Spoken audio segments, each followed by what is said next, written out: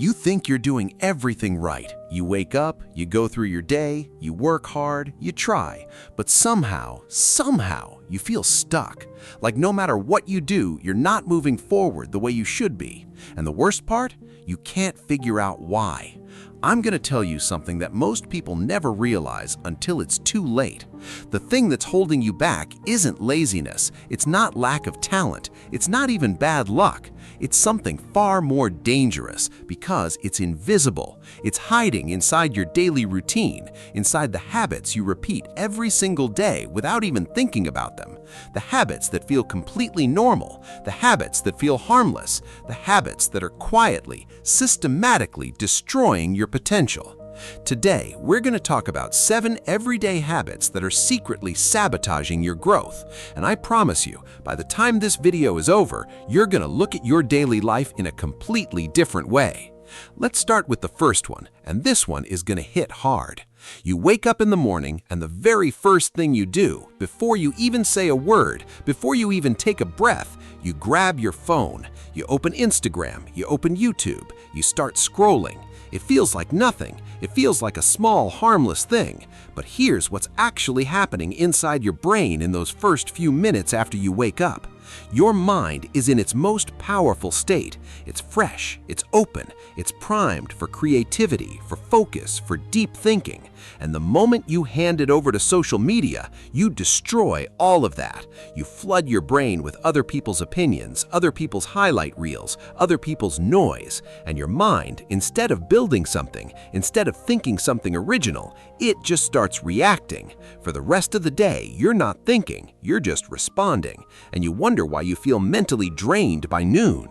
The second habit is something almost nobody talks about, and it's the habit of waiting to feel ready.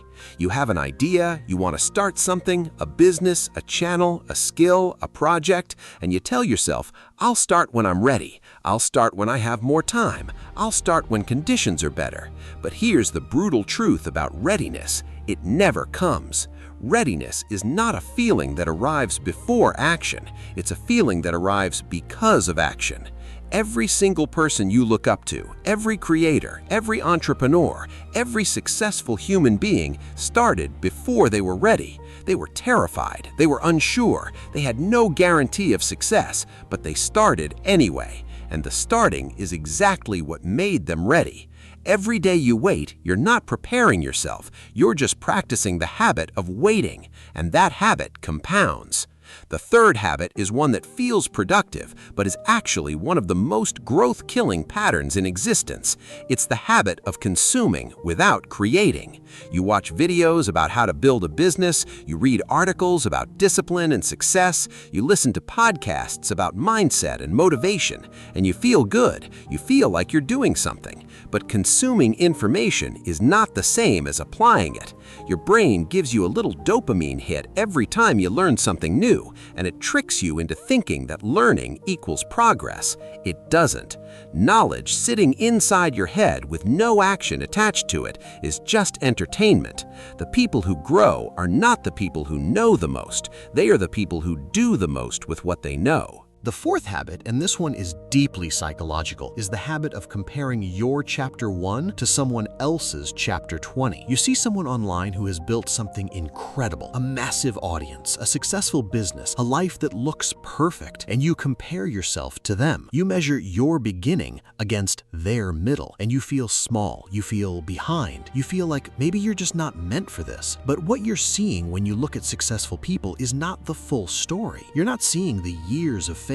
You're not seeing the nights of doubt. You're not seeing the 100 times they wanted to quit but didn't. You are comparing your entire internal experience, all your fear, all your self-doubt, all your struggle to someone else's external highlight. And that comparison is not just unfair, it is toxic because it makes you feel like the gap between where you are and where you want to be is proof that you can't make it, when in reality, the gap is just the journey. The fifth habit is one that society actually encourages, and that's exactly what makes it so dangerous. It's the habit of staying busy instead of staying focused. We live in a world that glorifies hustle, that celebrates the person who works 16 hours a day, that treats busyness like a badge of honor. And so we fill our days, we make long to-do lists, exists, we jump from task to task. We stay in motion from morning to night, and at the end of the day, we feel exhausted, but we haven't actually moved forward because being busy and being productive are two completely different things. A person can spend 10 hours doing low-value tasks and make zero real progress, and another person can spend 2 focused hours on the one thing that actually matters and change the entire direction of their life. The question is never how much time you spent.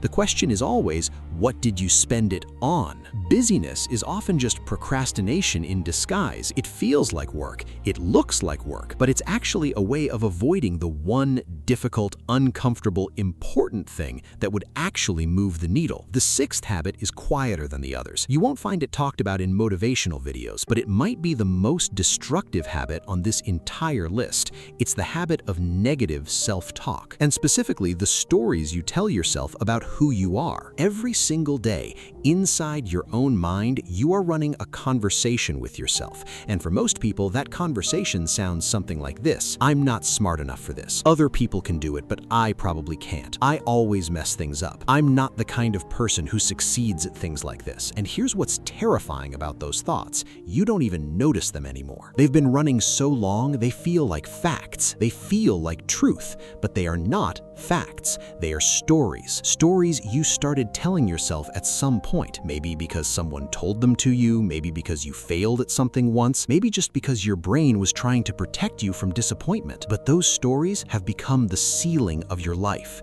because you will never consistently act in ways that contradict what you believe about yourself. If you believe deep down that you are someone who fails, you will find a way to fail. Not because you're weak, but because the human mind is extraordinarily loyal to its own identity. Change the story, change the identity, everything else follows. And the 7th habit, the one that ties all of this together, is the habit of treating your future self like a stranger. Think about how you make decisions every day. You stay up too late because you'll deal with the tiredness tomorrow. You skip the workout because you'll start next week. You avoid the hard conversation because you'll handle it eventually. You delay the goal because future you will figure it out. But future you is not a different person. Future you is just you, carrying every consequence of every decision you are making right now. Every time you choose comfort over growth today, you are handing a heavier burden to the version of you that exists tomorrow. And that version of you, the one you keep putting things off to, is going to wake up one day and realize that tomorrow never came. That every tomorrow turned into today, and that today is just the result of all the yesterdays you wasted. The most powerful shift you can make is to start treating your future self like someone you love, someone you are responsible for, someone you are building a life for, not stealing a life from. So here's where we are: 7 habits, all of them hiding in plain sight. All of them feeling normal, feeling harmless, feeling like just the way life is. But none of them are the way life has to be. The morning phone scrolling, you can replace that with 10 minutes of silence, of intention, of deciding who you want to be today. The waiting to feel ready, you can replace that with one small, imperfect action taken right now. The consuming without creating, you can replace that with 1 hour every day where you build something instead of just watching others build. The toxic comparison, you can replace that with the only comparison that actually matters, which is who you were yesterday versus who you are today. The busyness without focus, you can replace that with one priority, one non-negotiable task that you protect with everything you have. The negative self-talk, you can replace that with a story that is honest about your struggles but committed to your growth. And the habit of abandoning your future self, you can replace that with one decision today that the future version of you will be grateful for. None of this is complicated, but all of it is hard. And the reason most people never change these habits is not because they don't know better. It's because knowing and doing are separated by the most difficult distance in the world. And that distance is called resistance. The life you want is on the other side of that resistance. The question is whether you're willing to walk through it. If this video made you think, if it made you see even one thing about your daily life differently, then do one thing right now. Share this with someone who needs to hear it, because the people around you are fighting the same invisible battles, and sometimes all it takes is the right words at the right moment to wake someone up. I'll see you in the next one.